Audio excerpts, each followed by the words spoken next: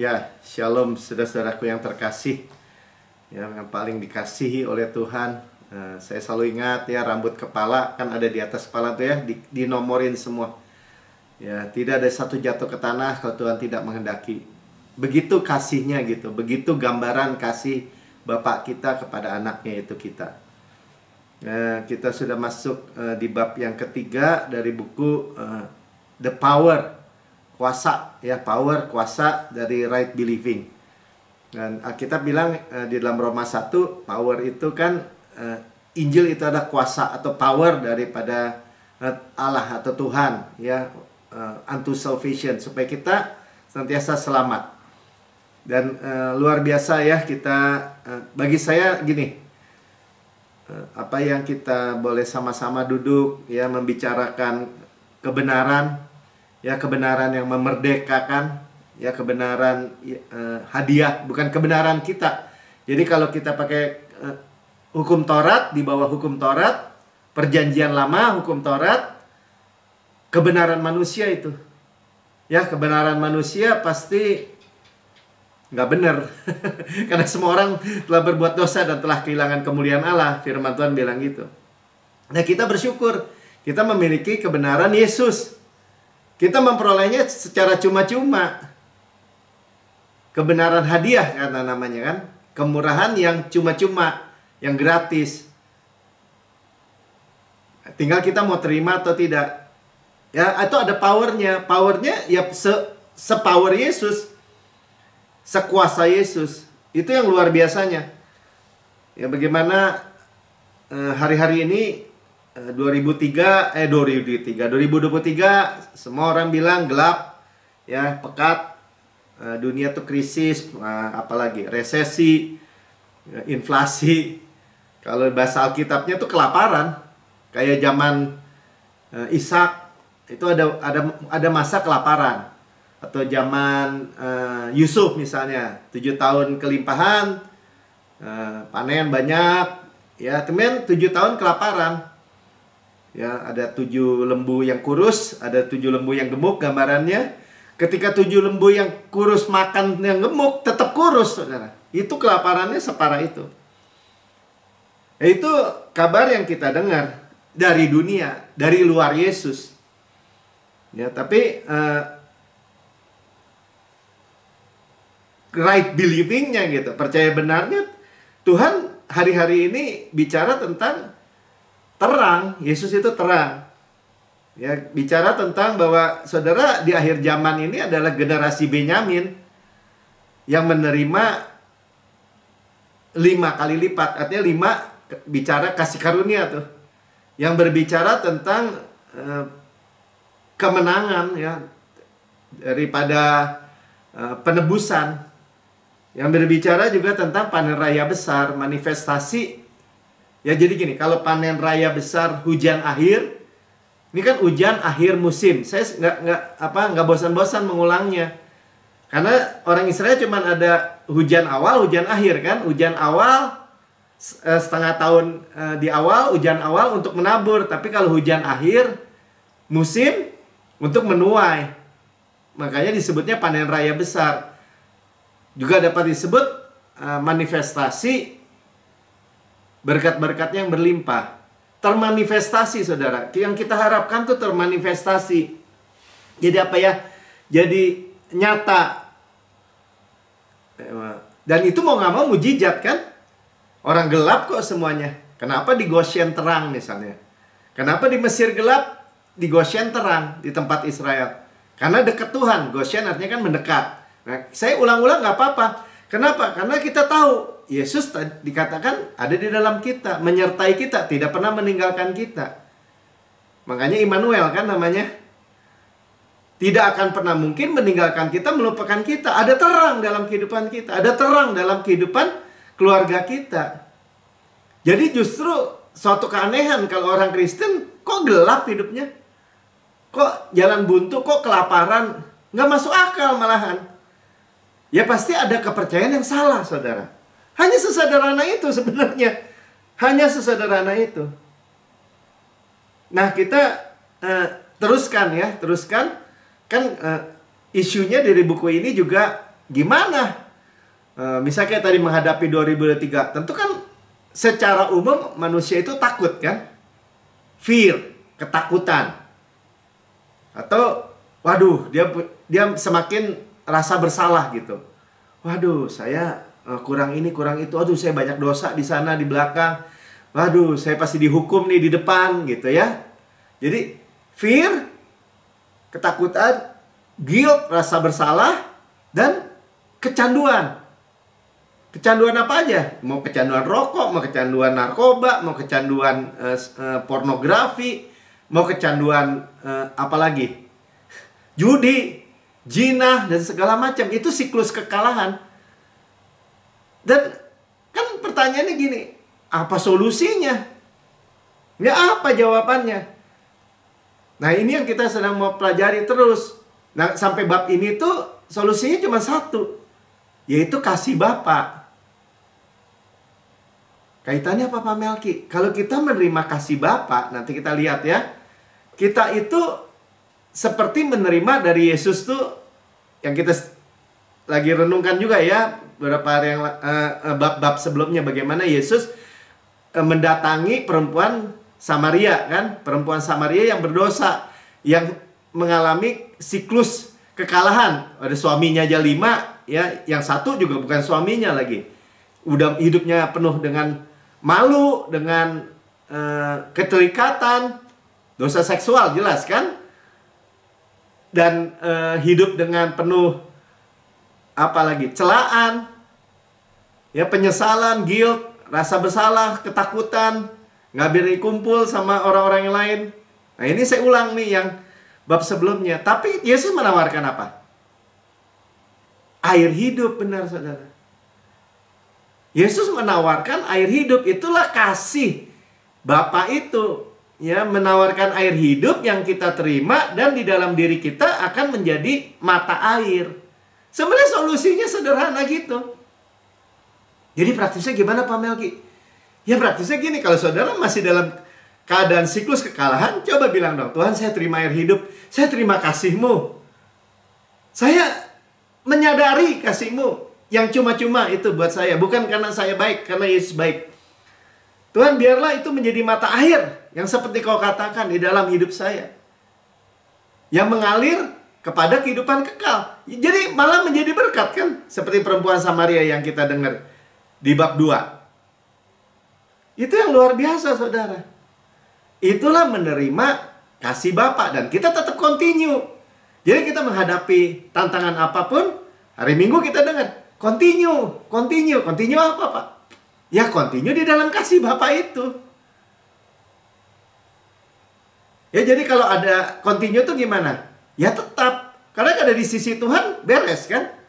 Dari sisi Tuhan nggak ada masalah supply-nya. Dari sisi kita penerimanya, ya jangan pakai kata jangan loh ya. Dia terima gitu, continue terima, tetap berdiri. Nggak lo harus kita usahakan loh, lo harus usahakan. Kalau kita dengar kayak begitu, nggak bisa saudara. Ketika kita usahakan, ketika kita upayakan, ketika tekadnya dari diri kita, ternyata nggak akan berhasil. Gimana Pak kalau kita nggak bertekad?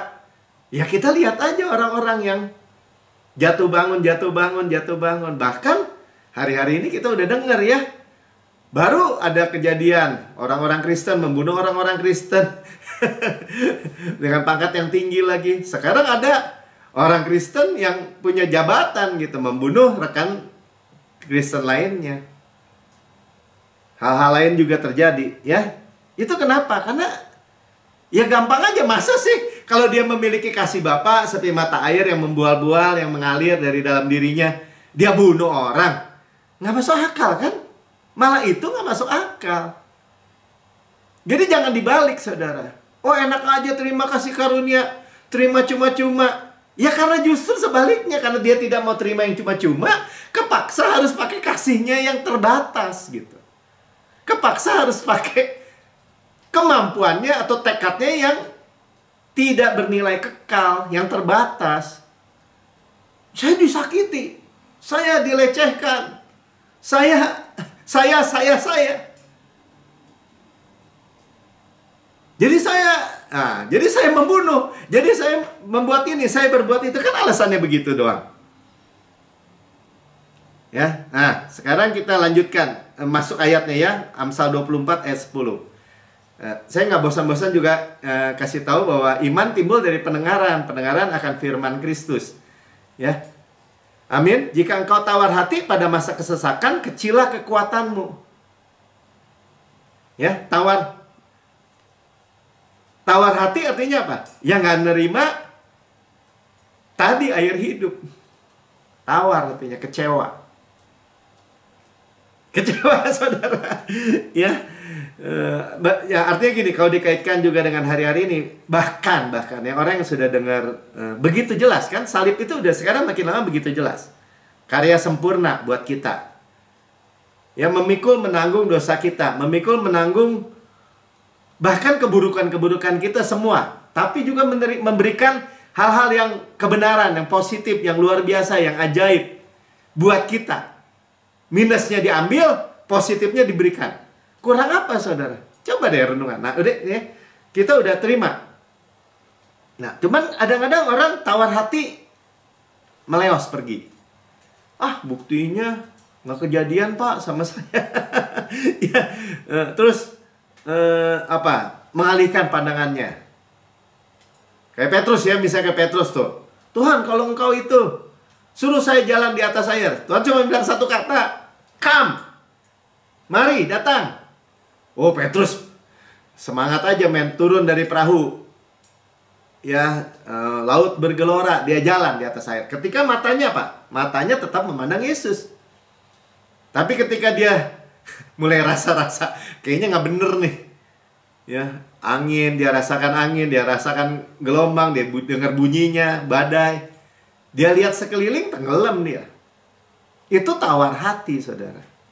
Kecil kekuatannya, nggak ada kekuatan Tuhan sebenarnya, saudaranya gitu. Nah, jadi sekali lagi ya, kita sama-sama katakan, percaya benar pasti akan menghasilkan kehidupan benar. Sekali lagi ya, percaya benar, bukan perbuatan benar, percaya benar pasti menghasilkan kehidupan benar, termasuk perbuatan benar, jangan takut. Ya, tapi kalau perbuatan benar nggak akan menghasilkan iman. Kalau usaha kita, ya. Nah, itu ini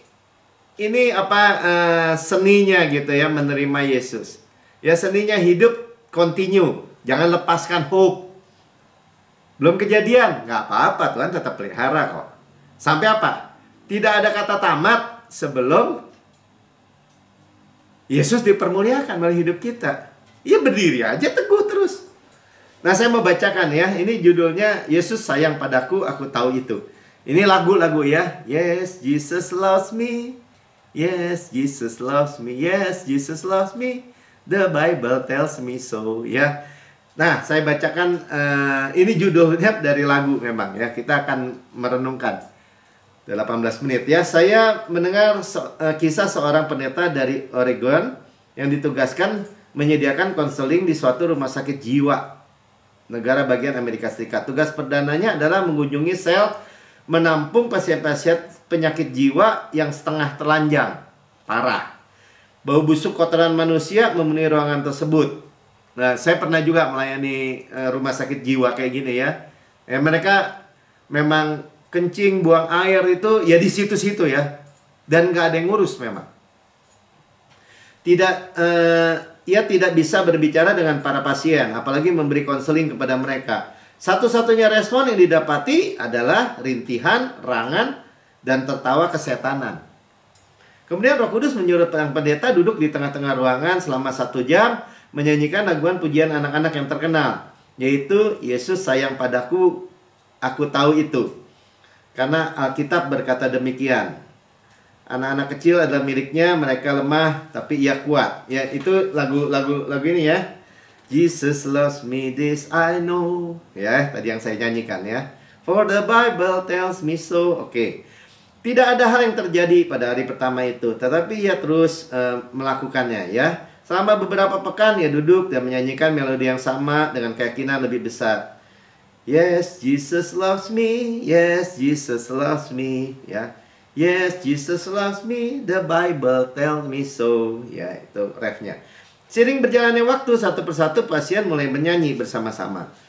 Ajaibnya, pada akhir bulan pertama, jadi selama 36 hari dari pasien yang paling parah dipindahkan ke dari ruang ketergantungan tinggi ke ruang perawatan sendiri. Ya, dalam 1 tahun, nah, ada waktu ya, seluruh pasien dibebaskan dari rumah sakit jiwa, kecuali 2 orang pasien. Kata-kata sederhana ini, Yesus sayang padaku, aku tahu itu. Pertama kali ditulis oleh sebagai puisi Anna Bartlett Warner, seorang penulis Amerika lahir 1827 di Long Island, New York. Tahun 1862, komposer nyanyian pujian anak-anak yang telah banyak menulis lagu, William Batchelder Bradbury, menyusun nada yang terkenal saat ini dan menambahkan referen Yes, Jesus loves me. Popularitas pujian-pujian ini menyebar sampai ke seluruh Amerika dan setiap penjuru dunia. Lagu ini telah diterjemahkan dalam berbagai bahasa dan dengan cepat menjadi salah satu puji-pujian yang digemari dan terkenal sepanjang masa. Popularitasnya semakin menanjak, terkenal pada keindahannya dalam mengungkapkan isi hati Yesus secara ringkas. Pujian tersebut mengisyaratkan seorang yang mengenali kasih Yesus tetap sama. Sama-sama katakan, kasih Yesus atau kasih Tuhan tetap sama. Ya, banyak tantangan, kegagalan, dan kejadian buruk yang dialami seorang, tetapi Yesus tetap sama kasihnya. Yesus sayang padaku, aku tahu itu. Bagaimana bisa begitu?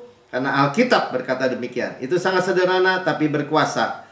Apakah kita merasakan atau tidak, kasih Yesus tak berkesudahan bagi kita terletak pada kebenaran dan dasar firman-Nya yang kekal. Yang itu menyatakan bahwa kasih-Nya bagi saya dan Anda mutlak berdasarkan kepada Dia, pada janji, karya, dan kasih karunia-Nya. Mutlak. Ya, sama-sama katakan mutlak. Amin. Ya, absolut mutlak. Amin. Ya, dalam bahasa Indonesia, Yesus sayang padaku, Alkitab mengajarku, walaupun ku kecil lemah, aku ini miliknya. Yesus Tuhanku, sayang padaku. Yesus Tuhanku. Ya, itu firman. Yesus Tuhanku, sayang padaku. Itu firman-Nya di dalam Alkitab. Jadi Alkitab mengatakan ya, bahwa kasih Tuhan itu kekal. Maksudnya begitu. Ya, kasih tanpa syarat. Sama-sama katakan kasih tanpa syarat. Ya, kasihnya tuh murni, tulus, luar biasa, kekal. Tanpa syarat. Itu saudara harus garis bawahi, saudara. Ya, karena sekali lagi ya, di dalam perjanjian lama kasihnya siapa? Kasihnya manusia kepada Allah. Di dalam perjanjian baru kasihnya Tuhan kepada kita. Ya, jadi bukan berdasarkan perbuatan kita, tetapi siapa kita atau kedudukan kita di hadapan Tuhan. Kita didudukan bersama Yesus. Saudara, ini powerful. Dengan percaya bulat ya, percaya kokoh seperti ini, nggak ada masalah di sekeliling kita yang dapat menjamah kita, saudara. Ya, tapi kan orang Kristen bilang nggak bisa. Kasihlah Tuhan Allahmu dengan segenap hatimu, dengan segala jiwamu, dengan kekuatanmu. Nah, kita baca aja ayatnya ya. Ulangan 6 ayat 5, ini dari perjanjian lama. Kasihlah Tuhan Allahmu dengan segenap hatimu, dan dengan segenap jiwamu, dan dengan segenap kekuatanmu. Hati, jiwa, kekuatan. Nah, kemudian di Matius 22, Tuhan Yesus juga mengquote ya ayat ini. Matius 22 ayat 37. Jawab Yesus kepadanya, kasihlah Tuhan Allahmu dengan segenap hatimu, dan dengan segenap jiwamu, dan dengan segenap akal budimu. Ya, tadi kekuatanmu. Jadi kalau 4 tuh ada pakai akal budimu sekarang. Tubuh, bukan tubuh ya. Hati, jiwa, dan akal budi. Kekuatan tadi di dalam ulangan. Itulah, nah ini yang harus kita lihat. Itulah hukum yang pertama. Terutama nomor 1 dan pertama. Dan hukum yang kedua, tapi sama. Dengan itu ialah kasihilah sesamamu manusia seperti dirimu sendiri. 40 baca sama-sama. Ya, pada kedua hukum inilah tergantung seluruh hukum Taurat dan kitab para nabi. Jadi kalau Alkitab Perjanjian Lama itu diperes, ya, tergantung hukum kasih ini. Kasihlah Tuhan Allahmu dengan segenap hatimu, dengan segenap jiwamu atau segenap kekuatanmu. Kasihlah sama manusia seperti dirimu sendiri. Ya, seluruh hukum Taurat dan kitab para nabi diperes keluarnya hukum kasih ini. Nah, pertanyaannya, ini kasih waktu Tuhan Yesus itu genapi hukum Taurat, kasihnya kita, apakah gini-gini? Sekarang kita fair. Apakah saudara dapat mengasihi Tuhan Allah kita segenap hati, segenap jiwa, segenap kekuatan, atau segenap akal budi? Bisa Pak, bisa Pak. Mungkin orang bilang begitu ya. Nah, gambarannya gampang. Kasihlah sesamamu manusia seperti dirimu sendiri. Nah, kalau ini kan kelihatan. Kalau saudara punya gaji 10 juta, misalnya, tetangga saudara dipecat dari pekerjaannya, saudara berani nggak? Kasihlah sesamamu manusia seperti dirimu sendiri. Mestinya dibagi 2 ya, 5 juta, 5 juta. Waduh, baru mikir ya, baru mikir. Ini contoh aja, contoh. Contoh real. Jadi jangan pakai teori-teori ya, contoh real. Tadi kan udah dibilang. Kalau gitu nggak bisa dong Pak. Siapa yang bisa? Yesus, saudara. Yesus sebagai kita mengasihi Bapaknya segenap hati, segenap jiwa, segenap kekuatan. Dibuktikan dengan dia mati di kayu salib sebagai sesama manusia kita. Sebagai manusia, dia mengasihi kita seperti dirinya sendiri. Buktinya apa Pak? Buktinya dia mati buat kita. Terjadi pertukaran. Jadi kalau dibilang siapa yang menggenapi itu? Nah kalau gitu gimana dong Pak? Masa kita nggak mengasihi Tuhan? Nah, Tuhan bilang gini, inilah kasih itu dalam Yohanes. Bukan kamu yang mengasihi aku, melainkan aku yang mengasihi kamu. Jadi gimana dong? Oh, kita nggak mengasihi. Kita mengasihi karena dia lebih dulu mengasihi kita. Berarti apa? Kita menerima suplainya. Sebagaimana sebaik apa kita menerima kasih itu dari Bapa. Seperti saudara nih sekarang nih, terima kasih karunia berarti terima kan? Sebaik itu, kasih itu akan memancar dalam kehidupan kita. Jangan dibalik saudara. Jangan dibalik. Kalau nggak bisa. Mana Pak buktinya? Nah buktinya ini, kita baca ya. Roma 8 ayat 38 sampai 39. Sebab aku yakin, kata Rasul Paulus ya, aku yakin bahwa baik maut maupun hidup, baik malaikat-malaikat maupun pemerintah-pemerintah, baik yang ada sekarang maupun yang akan datang. Jadi, yang ada sekarang waktu Rasul Paulus hidup maupun yang akan datang ketika kita hidup nih sekarang nih. Nggak ada maut, nggak ada hidup, nggak ada malaikat, nggak ada pemerintah, ya. Yang ada sekarang, lanjut, atau kuasa baik yang di atas, yang di langit, maupun yang di bawah bumi, setan, iblis, apapun juga, atau makhluk lain yang mau mengancam Tuhan mungkin, tidak akan dapat memisahkan kita dari kasih Allah. Termasuk apa? Ya termasuk saudara sendiri. Yang ada dalam Kristus Yesus Tuhan kita. Nggak ada dalam yang lain. Apalagi dalam diri manusia.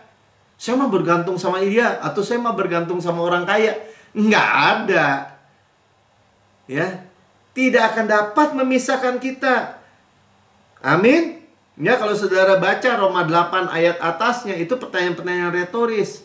Dia di pihak kita. Siapakah lawan kita? Gitu misalnya. Dia yang tidak menyayangkan anaknya sendiri, tapi telah menyerahkannya bagi kita semua. Bagaimanakah mungkin ia tidak mengaruniakan segala sesuatu kepada kita bersama-sama dengan Yesus?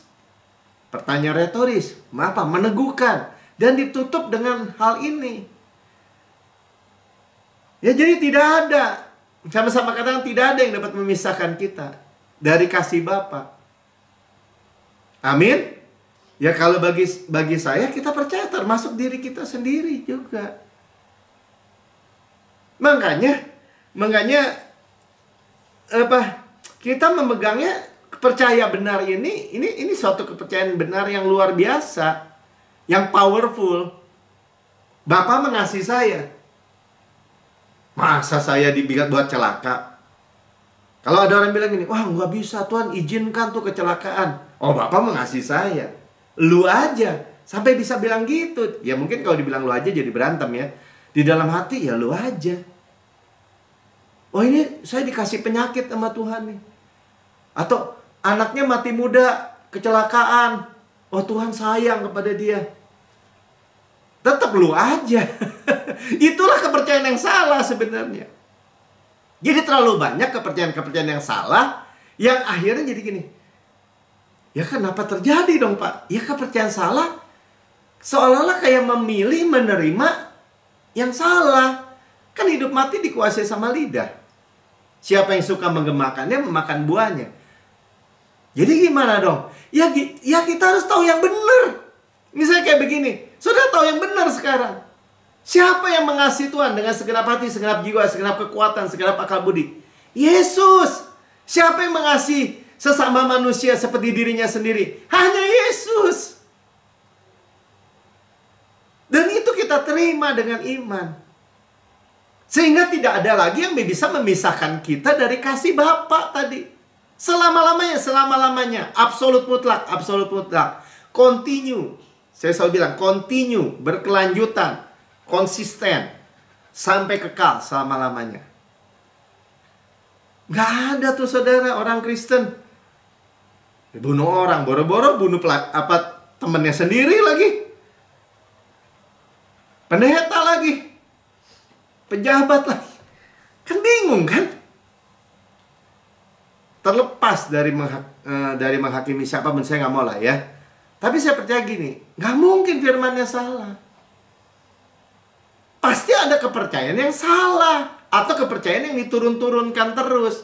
Menjadi tradisi di dalam gereja. Lu tuh harus mengasihi, lu tuh harus begini, lu tuh harus begitu. Kesannya kayak keren saudara. Tapi ketika itu menjadi hukum, menjadi tuntutan. Rasul Paulus sendiri bilang, hukum yang mestinya menghidupkan aku malah membangkitkan hal-hal yang buruk, rupa-rupa keinginan. Dia bilang lust tuh. Ya lust itu apa tuh? Hawa nafsu. Gimana saudara? Berarti Bapak bilang hukum Taurat itu nggak benar? Enggak, saya nggak bilang gitu. Hukum Taurat itu kudus, benar, adil. Tapi nggak cocok sama manusia. Ketika kamu makan, kamu mati. Kenapa gitu? Ya begitu. Dari awal juga makan buah pohon pengetahuan yang baik yang jahat. Kalau kamu makan, kamu mati. Bukan buahnya beracun, bukan. Pengetahuan.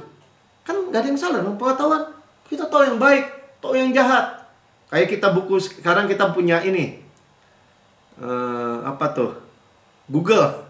Mbah Google. Punya tahu yang baik, tahu yang jahat. Semuanya bisa tahu. Coba kalau terikat di situ. Keseretnya tetap aja yang buruk-buruk masuk semua. Nah itu faktanya aja. Nah itu saudara justru aneh ya. Saya bukan aneh nih. Ketika kita dengan rendah hati menerima kasihnya Bapa melalui Yesus. Justru ini solusinya. Ini bagus sekali nih. 1 Yohanes 2 ayat 15-16 ya. Tadi kan kita dari lagu itu sampai nyerep tuh. Sekarang kita mandi, kita jalan. Yes, Jesus loves me. Ya, kita nyanyikan. Yes, Jesus loves me. Biar itu terus menjadi bagian dari hidup kita. Bukan, Mik? Janganlah kamu mengasihi dunia dan apa yang ada di dalamnya. Nah, ini tekanannya bukan di situ ya. Jikalau orang mengasihi dunia, maka kasih akan Bapa tidak ada dalam orang itu. The love of the Father, bukan the love of for the Father ya, bukan kasih kita loh. Kasihnya Bapa kita. Nah, Terus dijelaskan ayat 16, sebab yang ada di dalam dunia, ya, ada di dalam dunia apa nih katanya? Keinginan daging, ya, keinginan daging, membunuh, tadi itu keinginan daging, balas dendam, ya, saya disakiti, saya dilecehkan, bunuh, merencanakan kejahatan, keinginan daging, ya, keinginan mata, tuh, keinginan mata, serta keangkuhan hidup. Ya, bukanlah berasal dari Bapa, melainkan dari dunia. Nah, kalau kita lihat gabungkan ayat 15 dengan 16 ini, berarti kalau kita memiliki kasihnya Bapa, ya, the love of the Father, keinginan daging, keinginan mata, keangkuhan hidup nggak berkuasa dalam hidup kita. Gimana? Inilah rahasianya sebenarnya. Tapi orang menganggapnya nggak bisa gitu. Kalau cuma terima kebaikan Tuhan aja, orang pasti akan kurang ajar. Nggak salah, saudara. Kita menerima kasihnya Yesus. Kita menerima kekuatannya Yesus. Kita menerima kesetiaannya Yesus. Kita menerima, ya saya jadi ingat tuh. Ya saya sempat lihat juga kan, pendeta itu yang bunuh temannya itu, apa sih yang dia khotbahin? Oh, kita harus memiliki ketaatan atau kesetiaan kita kepada Allah. Dia sebutnya begitu. Emangnya salah Pak Melki? Enggak, saya enggak anti itu, saudara. Tapi yang saya anti kalau itu sumbernya dari kita, ya begitu. Kembali lagi ke Kristen itu menjadi agamawi. Padahal kita menerima apa? Percaya Tuhan masih mengasihi kita dengan sempurna. Ya, makanya siklus kekalahan, siklus, ya kalau itu apa ya, dia nggak bisa mengendalikan diri kali ya, kemarahan. Ya, ini kalau udah bunuh-bunuh orang nih kayaknya kemarahan, kalau dia udah koset tak gitu, udah pasti kalah aja. Ya, nah itu dimulai dari apa? Bukan dari sekaligus mungkin saudara, dari hal-hal yang kecil. Jadi gimana praktisnya? Ketika kita percaya, ya, Yesus sayang padaku, aku tahu itu yang dikasih, tahu Alkitab. Ya praktek saudara. Ketika mulai dari luar, ya semua dari luar, ya, mencobai atau perkara persoalan. Tuhan, saya anak yang paling dikasihi. Saya terima kasih-Mu Bapa. Biarlah itu menjadi mata air dalam kehidupan saya. Nah, kalau mata air itu membuat apa? Membuat kelegaan. Kenapa orang narkoba? Karena dia haus akan penerimaan mungkin. Kenapa orang jatuh dalam siklus pornografi? Karena dia haus. Dia nggak merasa puas. Dia tidak dipuaskan, dia haus. Tetapi Tuhan bilang, Tuhan yang memuaskan. Gimana saudara? Ya, saya diampuni tanpa syarat. Jadi paradoks ya memang, paradoks sekali ya. Ya, bahwa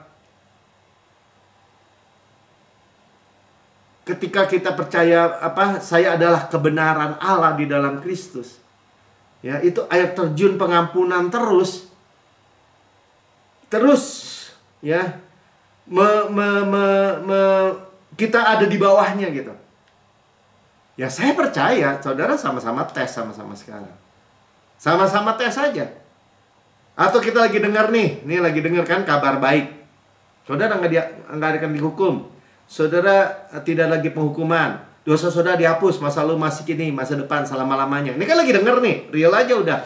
Apakah saudara dalam hati saya begini? Enak nih, Pak Melki khotbah gini nih, gue aminin nih, gue pengen bikin dosa nih. Ada yang gitu gak sih? Enak nih bikin dosa nih, enak nih. Ada gak yang gitu? Enggak, kita fair-fairan. Gak ada saudara. Itu ajaibnya sebenarnya. Ketika kita menerima kasih Bapa yang lebar, panjang, tinggi, dalamnya tidak terukur seperti salib, yang tidak terbatas, yang tidak bersyarat, yang tidak syarat ketentuan berlaku, yang tulus, yang murni.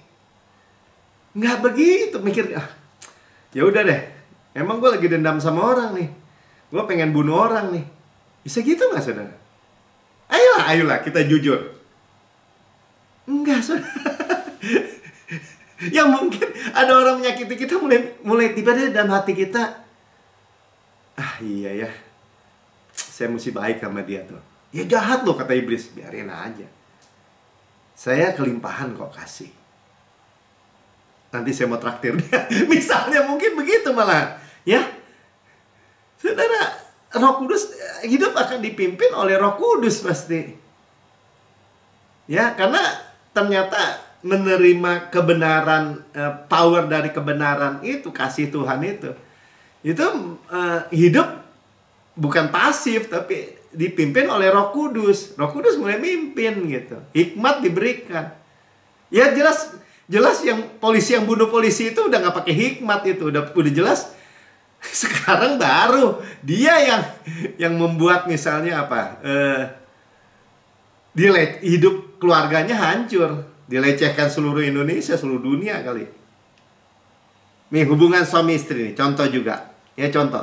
Efesus 5 ayat 25. Di buku ini ditulis ya, saya jadi bagikan juga. Hai suami, kasihilah istrimu. Hai suami, kasihilah istrimu. Tuh, kan perintah tuh. Iya betul. Sebagaimana Kristus telah mengasihi jemaat dan telah menyerahkan dirinya baginya. Nah, kan targetnya seperti itu. Bukan. Sebagaimana Kristus mengasihi jemaat, ketika saudara terima itu kasih, saudara baru bisa mengasihi istri saudara. Gimana?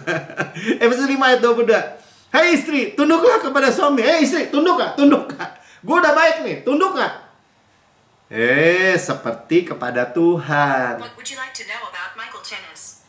Kenapa masuk ini sirinya? Istri, bukan Siri ya. Ini handphone saya keluar Sirinya. Hai istri, tunduklah kepada suamimu seperti kepada Tuhan. Selalu dikaitkan kepada Yesus. Jadi, saudara, ketika saudara mengerti kasih karunia ini, saudara selalu disadarkan bahwa supply-nya itu dari Tuhan. Amin. Ya. Jadi kalau tadi kan kayak kasihlah istrimu. Ketika lagi marah, lagi ribut, ya kan? Tuhan, saya nggak sanggup, tapi Engkau sanggup. Nah gitu kan? Tapi Yesus sanggup. Saya terima kasih-Mu Bapa. Dari naik darah juga itu akan drop, saudara. Maksudnya gitu. Ya.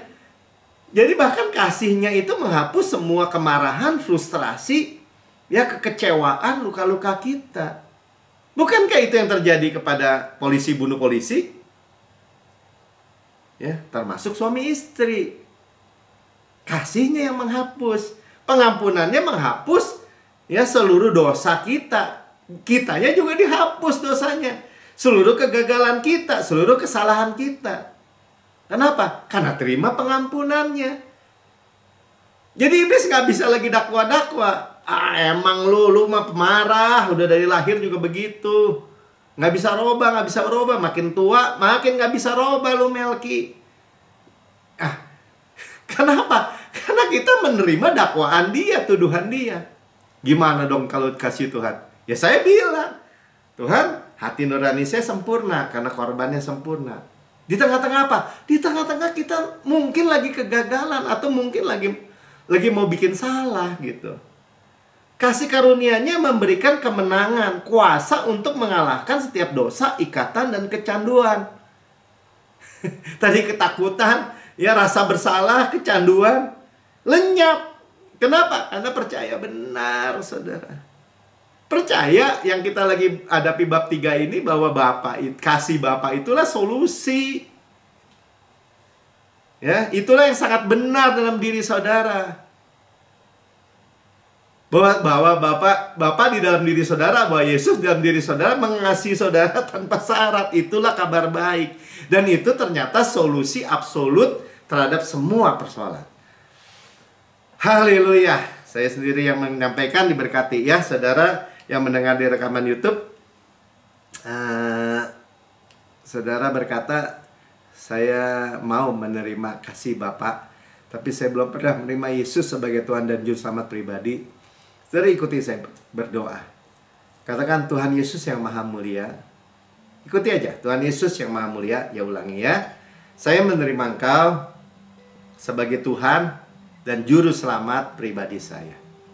Dengan mulut saya mengaku dan hati percaya bahwa Engkau telah mati buat saya, dibangkitkan karena pembenaran saya, naik ke surga, duduk di sebelah kanan Allah Bapa, dan mendudukkan saya bersama-sama dengan Yesus di surga. Surga adalah rumah saya, dan saya anak yang paling dikasihi oleh Bapa.